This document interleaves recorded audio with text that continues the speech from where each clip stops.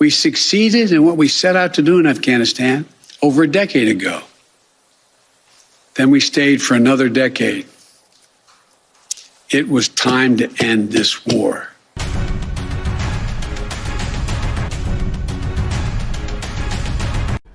Hello and welcome to let's talk about it. और आज का हमारा मुद्दा है तालिबान का अफ़गानिस्तान पे कब्जा होने से किसका फ़ायदा और किसका नुकसान। आमतौर पे जब तालिबान का कब्जा हुआ तो कई लोगों ने इस बात का ध्यान नहीं दिया, लेकिन मेरे दिमाग में जो पहला सवाल आया वो यही था कि आखिर अमेरिका जैसा सुपर पावर, जो कि खुद को सुपर पावर बताता है, जो बताता है कि मेरी आर्मी, मेरा डिफेंस सिस्टम इतना मजबूत है, हमारे पास ये हथियार है, उनके द्वारा ट्रेंड किए हुए 3 लाख से ज़्यादा सैनिक महज 80,000 तालिबानियों से कैसे हार गए। 3 लाख, वो भी नॉर्मल सैनिक नहीं, 3 लाख ऐसे सैनिक जिनके पास अमेरिका के दिए हुए अत्याधुनिक हथियार थे। वो आखिर ये जंग कैसे हार गए, उन्होंने हथियार कैसे डाल दिया। आमतौर पे ये कहा जाता है कि अफ़गानिस्तान में तालिबानियों से लड़ना थोड़ा सा मुश्किल हो जाता है किसी भी दूसरे देश की सेना को, क्योंकि वहाँ पे जो तमाम तरह की पहाड़ियाँ हैं जिसके बारे में बाहर से आए हुए लोगों को नहीं पता होता है। लेकिन अफ़गानी सैनिक तो अफ़गानिस्तान के थे ना।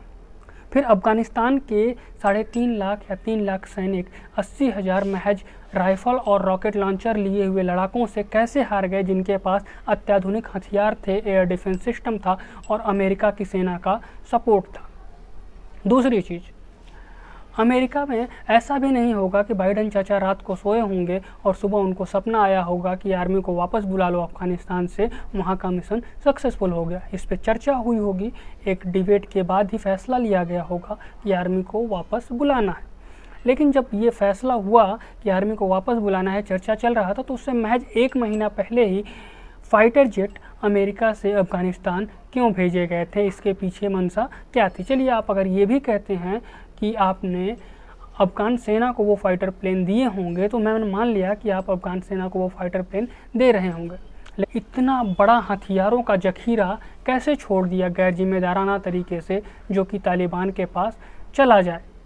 ये सवाल इसलिए भी खड़ा हो जाता है क्योंकि अमेरिका ने जब अपनी फ़ौज को वापस बुलाया तो उसने एक फ़ोटो जारी करके कहा कि हमने अपनी फ़ौज को बुला लिया है और एयरपोर्ट पे जो भी हथियार थे उन्हें निष्क्रिय कर दिया गया है। चलिए, हम मान भी लेते हैं कि आपने निष्क्रिय कर दिया, लेकिन आपने कितने हथियार निष्क्रिय कर दिए होंगे एयरपोर्ट पे, जबकि करोड़ों के हथियार, करोड़ों मिलियंस के हथियार, जिसमें एयरक्राफ्ट से लेके तमाम चीज़ें थी, वो आपने तालिबान को हंस के सौंप दिया।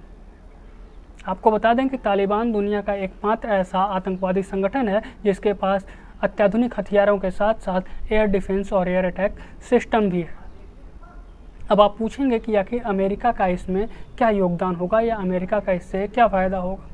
तो आपको बता दें कि अमेरिका का इसमें महज एक फ़ायदा होगा और वो है बिजनेस।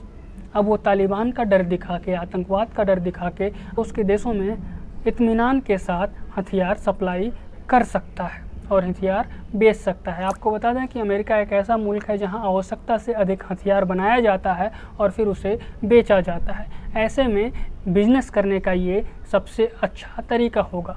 और ये मैं ऐसे ही नहीं कह रहा हूँ, आप इतिहास उठा के देखिएगा, जॉर्ज डब्ल्यू बुश से लेके अब तक के इतिहास को, तो अमेरिका में जितने भी राष्ट्रपति हुए 4 यही करते हुए नज़र आए। फिर वो जॉर्ज डब्ल्यू बुश हों, उन्होंने पाकिस्तान को अच्छे खासे हथियार बेचे आतंकवाद के नाम पे और आतंकवाद से उनको खतरा बता के। उन्होंने अफ़गानिस्तान में अपनी आर्मी उतारी, अफ़गानिस्तान को हथियार बेचा तालिबान से लड़ने के नाम पे। उन्होंने हिंदुस्तान को बेचा और दुनिया में तमाम जगहों पे उन्होंने हथियार बेचे। उसके बाद आए बराक ओबामा। बराक ओबामा ने इराक, सीरिया और लीबिया इन देशों को नर्क से भी ज़्यादा बुरा बना दिया। इतनी लड़ाइयाँ लड़ी और इतने बम गिराए वहाँ पे कि वहाँ की जगह अब रहने लायक नहीं है। और आसपास के मुल्कों को हथियार बेचते रहे, ये डर दिखा के कि उन आतंकवादियों से आपको भी खतरा है।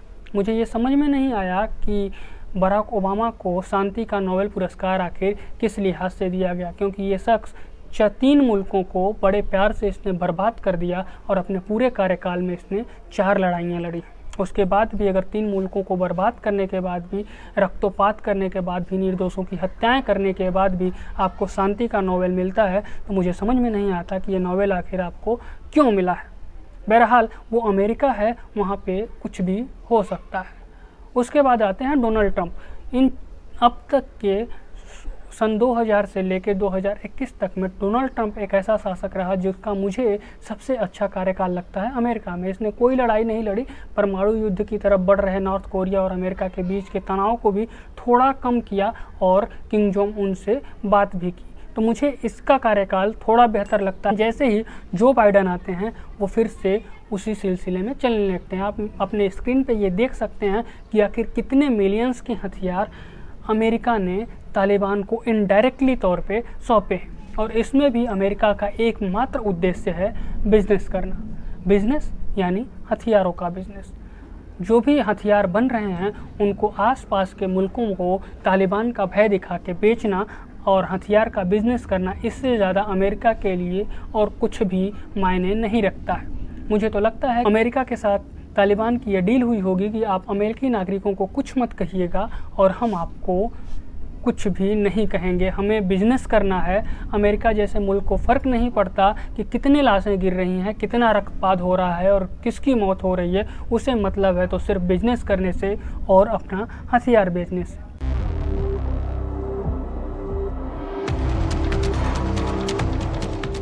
We succeeded in what we set out to do in Afghanistan over a decade ago. Then we stayed for another decade. It was time to end this war.